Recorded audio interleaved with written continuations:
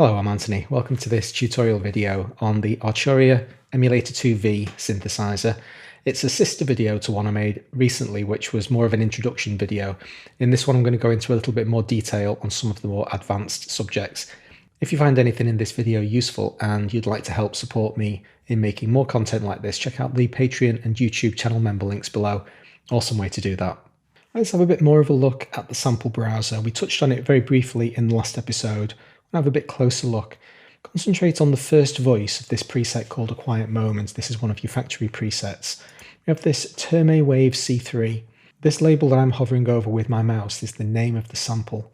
If we head into the browser, it's not immediately obvious how to find it. And the sample library is very big in this synth. We have these 100 folders or banks, and right down at the bottom we have the factory bank. Now, I happen to know that Terme Wave C3 is in this factory bank, but the problem is, with no search feature and a very, very large sample bank indeed, you might be wondering how you can go about finding it.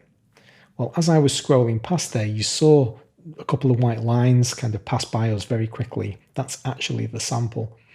A really easy way to locate them is to go up and down in the sample browser. So if I just click the forward arrow, it will auto-select the next sample in the bank. So it's just gone on to Textured Wave C3, and then I go back again, and I've found my sample. So that's a really easy way to auto-locate the sample wherever you are. It doesn't matter what folder you're in. I could be in a completely different folder. If I go up and down, it'll auto-locate the bank and then find the sample for me. What I want to do for the purpose of this demonstration, though, is to go to voice number 3, and I'm going to scroll up to bank number 8, cello and violin, and I'm going to select cello F1. Now if I single click, you can see it's already there. If I solo the voice, there it is. At this point I can either click the X to close the browser down, or I could have just double clicked the sound and in one go it'll load the sample and then get us back to the main editor. So now that I've added that cello sound to the underlying pad, this is what we've got.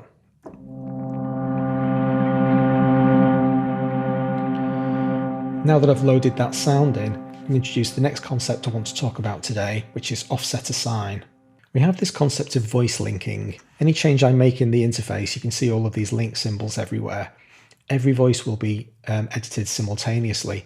So if I want to change the cutoff frequency, which is currently at 629, I turn the frequency knob up to 1486. Every voice is now at a cutoff of 1486, and let us get back to where we started, more or less. The only choice we've discussed so far is delinking the voice in its entirety. If I click the little link symbol, now that voice is no longer linked to the other, and it's got a completely independent cutoff frequency, unrelated, as you can see, to all of the others. Well, that's a very draconian step to have to take. We either link or we don't link. Offset assign sits in between those two concepts. It allows you to assign offsets between different voices, all linked. It's basically still maintaining the link grouping, but introducing some difference between the voices. You can also see that when this voice was delinked, offset assign disappeared. It only means anything, it only has any context when the voice is linked with others. So let's relink it.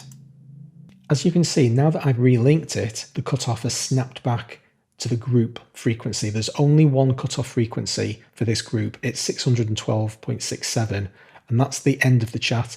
Even when I delinked it and I turn the frequency knob, that information is remembered, but it's discarded when we link it back up with the group. Now I'm going to engage offset assign. So I press the button, it's now highlighted in red. Now when I start heading back towards this frequency cutoff knob, watch very carefully. Did you see that mouse cursor change? Not on the control itself, there's an outer ring surrounding the control. If I click on that and now drag up, I'm assigning an offset, a difference between this frequency cutoff and all of the other voice cutoffs. Having assigned that offset, I now turn offset assign off again, and it's locked. That frequency difference is now locked. So I'll jump over to the other voices. You can still see they're set to 612. but when I hover over voice number 3, we get a very different story. It tells us that the bass cutoff is 612, but we have an offset of 0.2. Now that's obviously in the range of 0 to 1, but it's manifesting as a cutoff of 1849. So it's very clearly describing exactly what's happening. The cello now has a higher frequency cutoff than it did previously. It's brighter.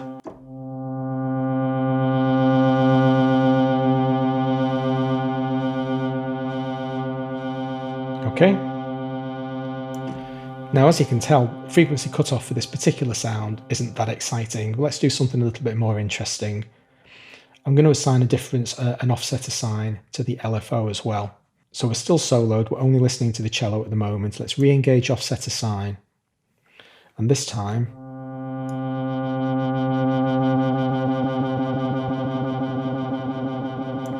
that pulsing effect. So the LFO is now oscillating the frequency cutoff very quickly.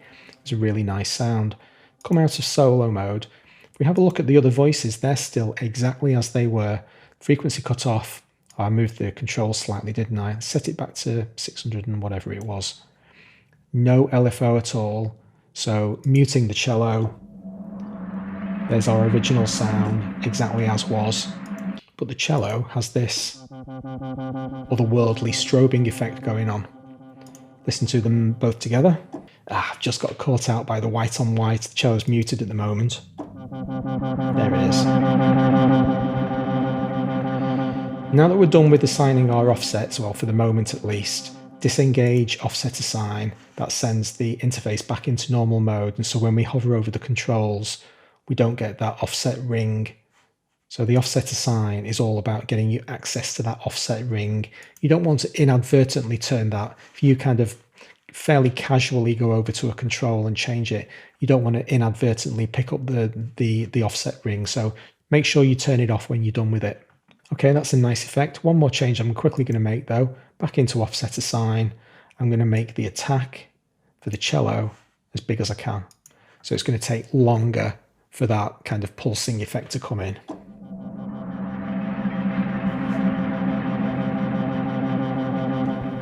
Excellent. Sticking with the same preset, this time I'm going to change up to voice number 1. Let's do something a little bit more interesting up here. So voice number 1 is the otherworldly alien pad. It does sound like something off the Alien film, actually. I'm going to have a bit of a play with that one. The first thing that I'm going to do is boost its volume. It's currently quite quiet because it's got a -6 dB gain. So I'll just increase that to somewhere around 0, that's fine. Now what I want to do is introduce a filter sweep on just voice number 1. So let's engage offset assign. I'm going to turn up the resonance and I'm going to use the filter envelope to generate a filter sweep for me. So for voice number 1 only, I want maximum envelope. I'm going to pull the cutoff frequency down a little bit more to give me a bigger range to play with. And then I'm going to invert the decay and sustain. So I'm going to turn the decay all the way up so that it takes 9 seconds to come down to 0. So what's basically going to happen is this filter cutoff for 1.5 seconds will sweep up to maximum, got the envelope applying maximally here, so the cutoff will jump right up to the top of the range, and then over the next 9 seconds, sweep back down to this bass level. All of that sounds like this.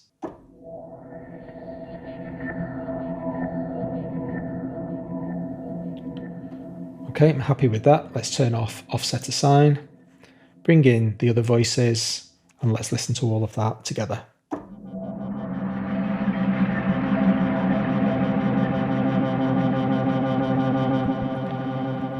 So that's 2 different sets of offset assigns being applied to different voices in the same preset. And each time we hover over click on each of the voices, here's the cello selected. You can see all of its offsets, all of voice 1's offsets, but if we select voice number 2 in the middle, which hasn't been affected at all, these are all the core values of all of the linked groups. For our next experiment, I'm going to load up the default preset that's in the template folder. This is a very good default preset. Some synths don't particularly behave themselves with the default, but the emulator's default really is absolutely flat. There are no controls anywhere on the synthesizer, no hidden reverb kind of sneaking its way in. So we have a single sample, completely unadorned, which is by default this string sample. Well, I want to add my own sample manually. I'm going to head back into the browser, and this time I'm going to go over to the user folder. I'm going to import some samples from my own library and click Add Folder, and it opens up my file explorer. Now, I was playing around with this before, so I've already chosen a folder. It's going to be this Rhodes Hits folder, so I simply select it inside the browser. It says, please select a folder to load. Happy with that. And here it is. It's being imported into my user folder. So I now have a folder called Rhodes Hits, and here they all are. Something for you to note about that mass import, if you're going to use the add folder feature, it sorts alphabetically. So as you can see, I've prefixed each one of these samples with a number. Before those numbers were there, they were loaded C1, C2, C3, E1, and so on, because it's purely alphabetical. So if you want to load these things up in the order in which you want them to appear, then putting numbers in front of them is a really convenient way to do that. So we've got this Rhodes family. Let's have a listen to them. I can simply single click, and now I can audition that sound. Now, what key am I supposed to press? I'm pressing a random C on the keyboard, but I'm not sure if I'm pressing the right key. Let's head over into the assign window and get to the bottom of what's going on here. So I've loaded this sample called Rhodes C1. It's clearly a C1 that's been sampled, but the root note for this sample is C3. Well, that's wrong. I don't want C3, I want C1. So I'm going to pick up this little vertical bar and start dragging it to the left. Watch root note down in the bottom of the interface. It updates as we scroll down. So when I get to C1, that root's now being anchored on the correct note. You see it being highlighted on the keyboard as well. We're in key assign mode here. So now when I press C1 on my keyboard, I'm playing the raw sample exactly as it was. If I play a D1, that sample is simply being transposed by 2 semitones.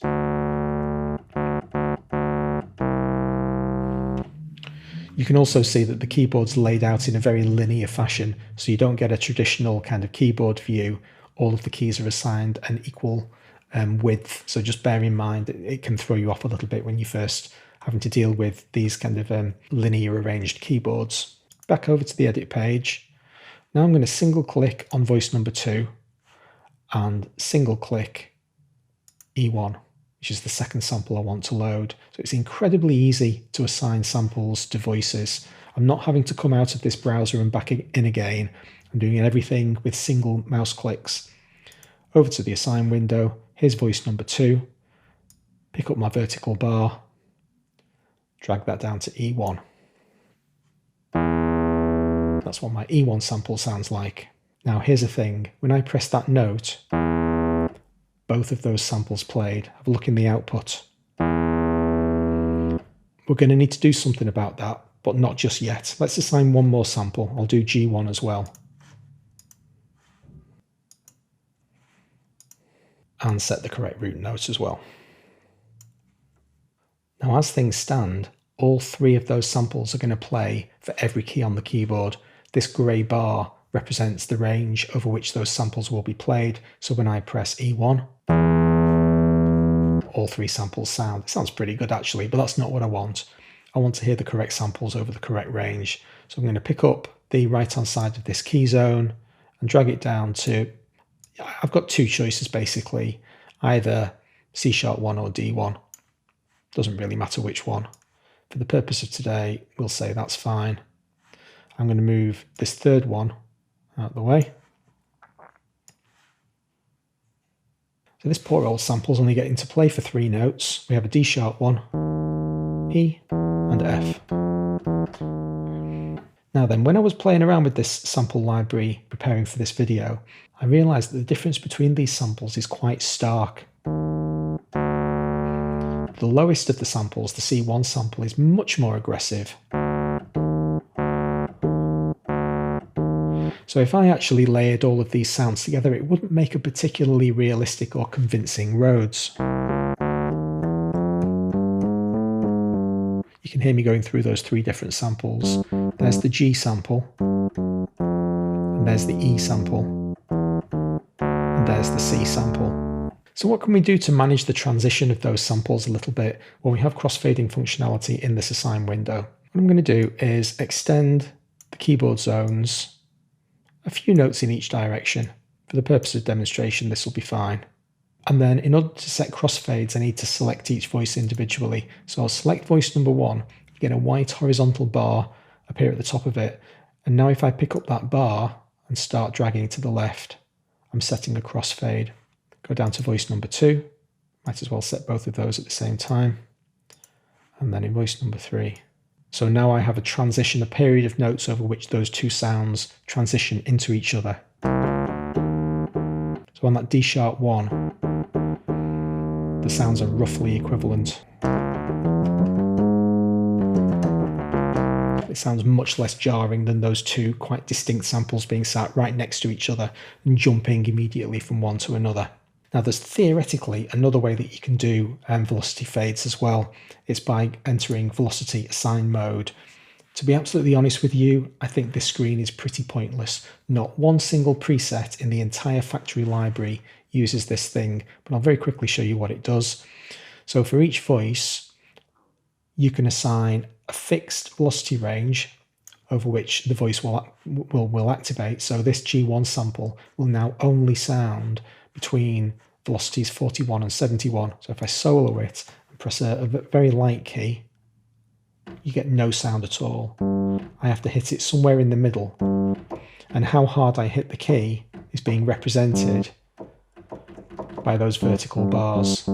The idea is that you can basically like multi-layer multiple samples onto a single key to transition smoothly between them. As I say, the factory library doesn't contain a single instance of this being used anywhere. But that said, you know, the functionality is here. Here's your crossfading. So in the velocity window, you can transition smoothly. This is a velocity transition, don't forget, not a volume transition. That's a little bit much for me. There's so many different ways to control velocity. I don't think that one really needs to be there. The controls on the right-hand side of the screen, however, are really useful. This is basically a simplified modulation matrix. Here we have our modulation sources, so here's velocity, and it can be assigned to this fixed list of modulation destinations. Now, I'm going to leave velocity alone because there are so many different ways to control keyboard volume that you can kind of get lost amongst the reeds. Let's do something a little bit more intuitive. Let's go to the right wheel, which is the modulation wheel. So let's press an E1. A little bit quiet. Clearly vibrato there. What happens if we only wanted vibrato on some of the voices? Well, any modulation destination that's voice specific, such as vibrato, these numbers appear. Can you see that only vibrato has these 8 buttons below? If I change the modulation destination to something else, let's say FX1 dry wet, the buttons disappear. But we can basically say only apply vibrato to voice number 3 and disengage the others. So this is a really nice little modulation matrix. There aren't an enormous number of sources and destinations, 5 sources, what's that, something like 15 or 20 different destinations, but the flexibility is really nice. So now if I solo voice number 3, there's the vibrato, solo voice number 2 instead, no vibrato. The left wheel is the pitch wheel and can be assigned to 2 different destinations, so this is a unique feature. It's hardwired to pitch, totally reasonable that it's got its own dedicated control. You can, however, I'm just basically clicking in this where the number of semitones, click in that and drag it down to 0. You've just disabled pitch changing. Obviously, the global standard is 2 semitones in either direction, but you can also assign the pitch wheel to one of these other destinations as well. Let's say we've changed our mind and we don't like the sample library. Back over to the edit screen, hover over Rhodes Hits, press the little trash can symbol, gives a warning saying do you really want to delete it, and I said OK, and it's gone. Just a quick note, you see these flute and saxophone folders? These were generated when I was preparing for this video. I presume there's a bug somewhere in the application because I'm not able to delete either of these folders. So I'm not sure why. It's got nothing to do with the files being locked on my hard drive. I've checked all of that kind of stuff. Some combination of operations that I've performed with each of these sample folders are meaning that it doesn't want to delete them anymore. If you happen to know why, drop it in the comments below. I'd be interested. It's not the end of the world. I'm not going to lose sleep over it. I did spend about half an hour trying to find this configuration somewhere in one of the Arturia folders, but wasn't successful and gave up. And on that slightly odd note, we'll call it a day today. Hope you enjoyed the episode. Please hit like if you did. I'll see you next time. Thanks very much.